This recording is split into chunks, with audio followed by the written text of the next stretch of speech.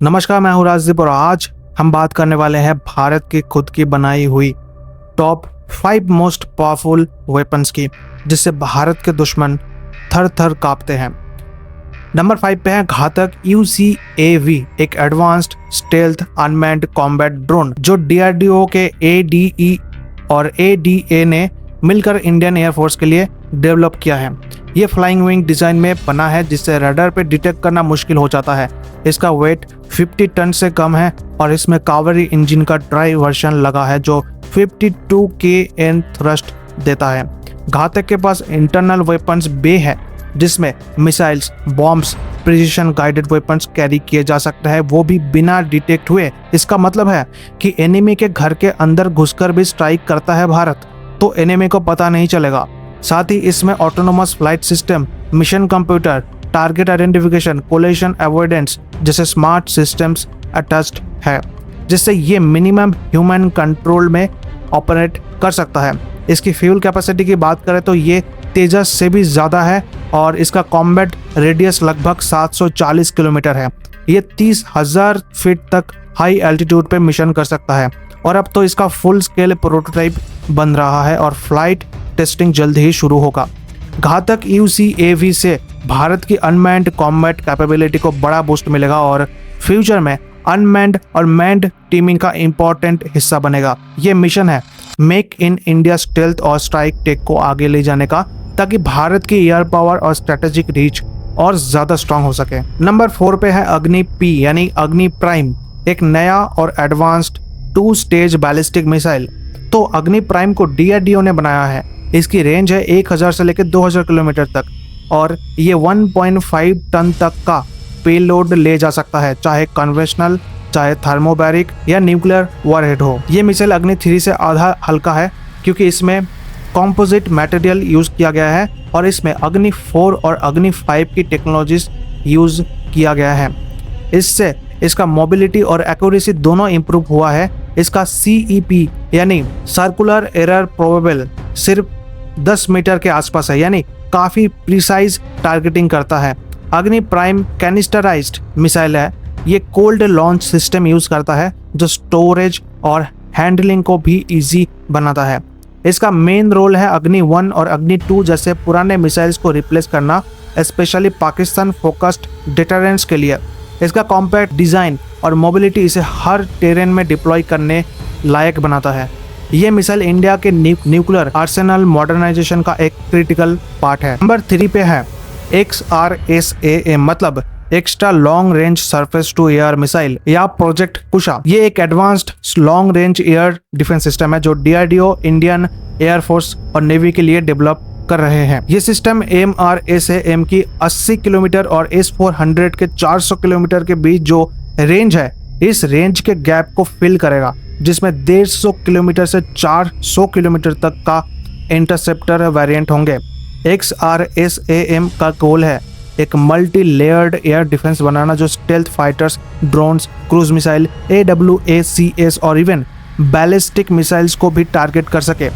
इसमें latest AESA radars और gallium nitrate tech, vertical launch system और dual pulse solid fuel rocket motors use किया गया है जो रेंज और एजिलिटी बढ़ाता है। सिस्टम में 3 मिसाइल वेरिएंट्स होंगे, 150 किलोमीटर, 250 किलोमीटर और 350 किलोमीटर से भी ज्यादा लॉन्ग रेंज का, जो मैक 5.5 की स्पीड से फ्लाई करेंगे। गाइडेंस के लिए IR+RF सीकर्स का कॉम्बिनेशन होगा और हाई प्रिसिशन किल व्हीकल्स यूज होंगे फॉर एक्यूरेट इंटरसेप्शन। ये सिस्टम S-400 और इंडियन BMD सिस्टम के साथ इंटीग्रेट होगा और पूरे एयर स्पेस के ऊपर एक लेयर्ड डिफेंस शील्ड बनाएगा। डेवलपमेंट को 2022 में अप्रूवल और 2023 में प्रोक्योरमेंट क्लियरेंस और अभी इसका टेस्टिंग शुरू हो गया है।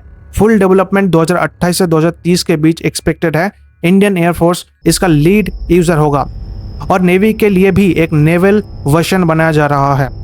नंबर 2 पे है ATAGS यानी advanced toward artillery gun system, एक 155 मिलीमीटर बाई 52 कैलिबर हाउटिजर है जो DRDO के ARDE लैब ने डिज़ाइन किया है और भारत फोर्स और टाटा पावर ACD इसे इंडियन आर्मी के लिए मैन्युफैक्चर करते हैं। इसकी बैरल लेंथ 8060 mm है और इसमें स्क्रू टाइप ब्रिज, मजल ब्रेक और इलेक्ट्रो और मैग्नेटो रियोलॉजिकल रिकॉइल सिस्टम लगाया गया है। इसकी फायरिंग रेंज 48 किलोमीटर तक होती है, लेकिन HEBBMO से ये 52.074 किलोमीटर तक पहुंच जाता है। ATAGS एक all electric drive system use करता है जो इसे ज्यादा रिलायबल और लो मेंटेनेंस बनाता है।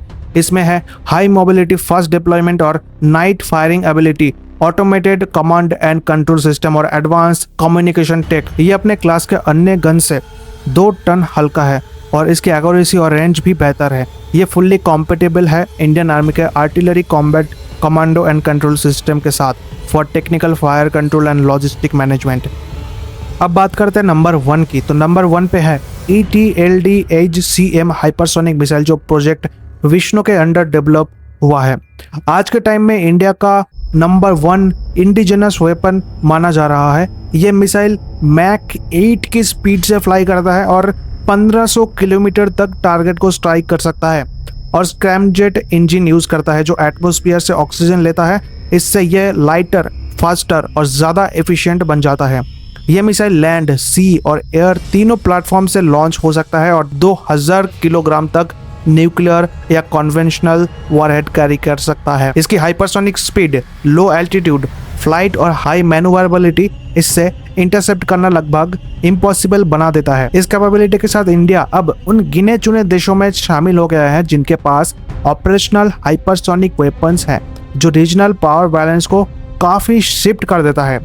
ओवरऑल ETLDHCM हाइपरसोनिक मिसाइल को इंडिया का सबसे एडवांस्ड और रेवोल्यूशनरी इंडिजिनस वेपन माना जा रहा है, जो फ्यूचर वॉरफेयर में गेम चेंजर बन सकता है। तो ये थे टॉप 5 इंडिया के खुद के डेवलप किए हुए वेपन्स। और एक बात, मैंने इस लिस्ट को ऐसे नहीं बनाया कि टॉप 1 पे जो वेपन है वही सबसे पावरफुल है। सारे वेपन्स की अपने अपने पावर और कमियां हैं और आने वाले दिनों में इंडिया इससे भी बड़े बड़े प्रोजेक्ट्स पे काम स्टार्ट करेंगे या कर रहे हैं। बट आप अपने हिसाब से फिल्टर कर सकते हैं आप किसको टॉप 1 पे रखेंगे। तो फिलहाल आपका क्या सोच विचार है, आप कमेंट सेक्शन में ज़रूर बताइए। वीडियो को लाइक कीजिए, चैनल को सब्सक्राइब कीजिए और शेयर भी कीजिए वीडियो को। धन्यवाद।